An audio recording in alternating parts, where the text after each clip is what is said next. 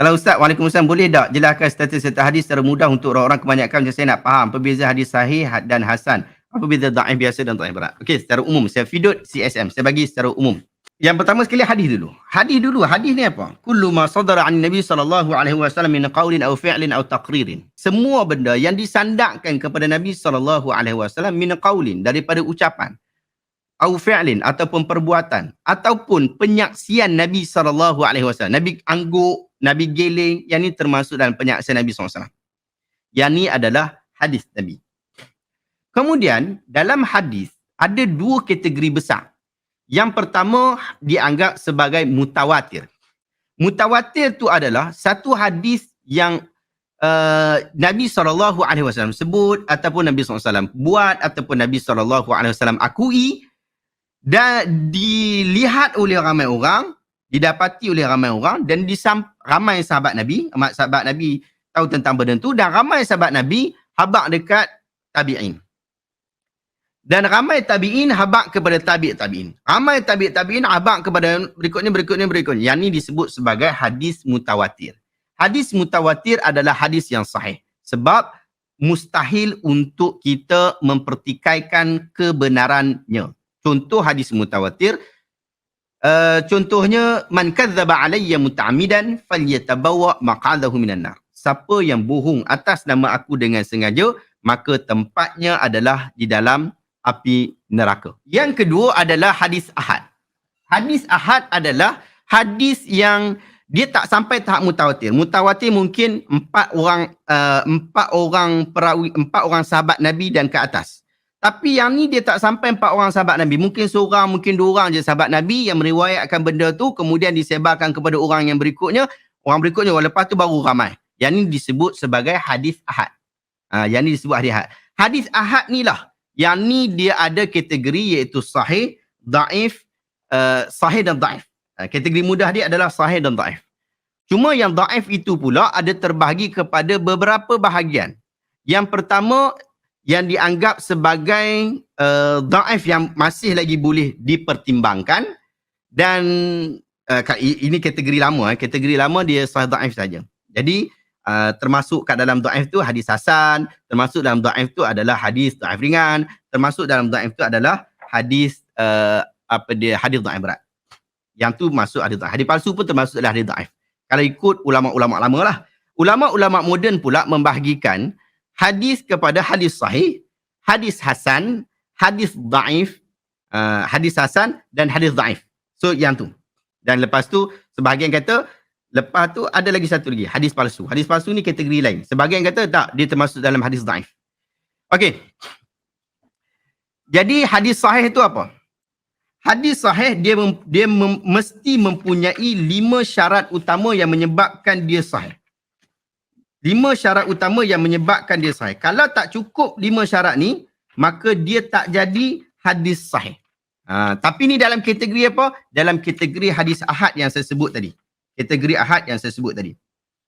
Dia punya takrif dia,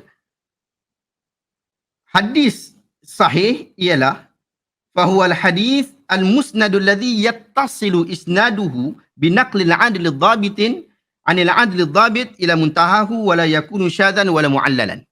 Maksudnya hadis yang musnadu. Hadis tu mesti ada sanad. Daripada siapa. Mesti ada sanad. Kalau hadis tu tak ada sanad dan orang yang sampaikan kepada kita tu tak bagi tahu status dia lagi, maka kita perlu bertanya kepada dia, apakah status hadis ni? Apatah lagi kalau dia bagi tahu tu hadis tu nampak pelik sikit. Kalau nampak yang biasa-biasa tu tak apalah, tapi nampak pelik sikit. Dia siap bagi tahu Nabi kata tak boleh. Dia mesti ada sanad. Mesti ada sanad. Musnadun. Mesti ada sanad. Kemudian yattasilu isnaduhu, bersambung sanad dia. Sanad tu bukan zakat ada sanad saja. Hadis palsu banyak ada sanad. Hadis-hadis yang tak sahih banyak ada sanad. Bahkan tadi saya buat kritikan kepada hadis amalan 2 juta pahala tu. Hadis tu ada sanad tak? Hadis tu ada sanad. Tetapi isu dia, adakah sanad itu bersambung? Binaqli adilin dhabitin. Dengan syarat dia dia tadi yang pertama mesti ada sanad, yang kedua mesti bersambung. Yang ketiga, orang yang perawi-perawi tu, maksudnya orang yang sampaikan cerita tu, mestilah kategori dia adil. Mesti dia ni adil dan dhabit pula. Dia boleh adil dan dhabit. Adil dan dhabit ni sifat ketiga. Adil dan dhabit. Dia ni adil ni apa? Adil ni maksudnya dia Imam Syafi'i sebut, kata orang yang tidak mungkin berdusta lah, ataupun dia tak hilang amanah lah. Ada orang kata adil ni dia tak buat dosa besar, dia tak selalu buat dosa kecil. Dia kata adil yang tu. Tapi Imam Syafi'i tak setuju. Kalau kata macam tu, ramai sahabat Nabi juga ada yang buat dosa besar, jadi mereka itu boleh dianggap sebagai tidak adil. Sedangkan pandangan kita mengatakan bahawa semua sahabat Nabi ni adalah adil. Jadi keadaan adil itu adalah keadaan yang menyatakan bahawa dia ni bukan orang yang tak boleh dipercayai. Ini orang yang boleh percaya. Adil. Dhabit ni maksudnya dia kuat hafalan. Hafalan tu sama ada kepala otak dia bagus, ataupun hafalan dia daripada sudut penulisan dia jaga. So, kuat hafalan. So, 3. Kemudian, bi ghairi syuzuzin wala illah. Tak boleh ada syaz, ada keraguan, tak boleh ada penyakit di dalam hadis berkenaan. So, penyakit dan juga syaz ini banyak dalam perbincangan ulumul hadis. Yang tu awak boleh baca buku saya, Asas Ilmu Hadis. So, 5 syarat ni menjadikan hadis tu sebagai hadis yang sahih. 5 syarat tu menyebabkan hadis itu adalah hadis yang sahih. Tetapi bagaimana pula keadaan hadis hasan? Hadis hasan, syarat dia sama macam syarat hadis sahih. Beza dia cuma pada dhabit tadi.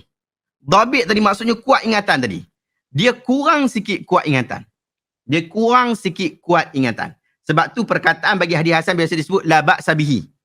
La ba'sa bihi. La ba'sa bihi ni tak ada masalah sangat lah. So macam tu. Perkataan tak ada masalah sangat pun, yang tu menunjukkan bahawa hadis itu adalah hadis hasan. Salah satu ciri-ciri lah yang boleh mengatakan bahawa dia adalah hadis hasan. Hadis dhaif ringan adalah semua hadis yang mempunyai masalah-masalah, mungkin pada sanad, mungkin pada matan dan yang lain sebagainya, tetapi tidaklah terlalu berat. Seperti tidak ada kenyataan bahawa perawi itu mungkar. Ataupun perkataan-perkataan yang seumpama dengannya lah. Kalau ada perkataan yang seumpama itu, ada perkataan mungkar dan seumpamanya, maka kategori itu dia jadi kategori hadis dhaif berat. Secara umum macam itulah. Wallahu ta'ala a'lamu bisawab.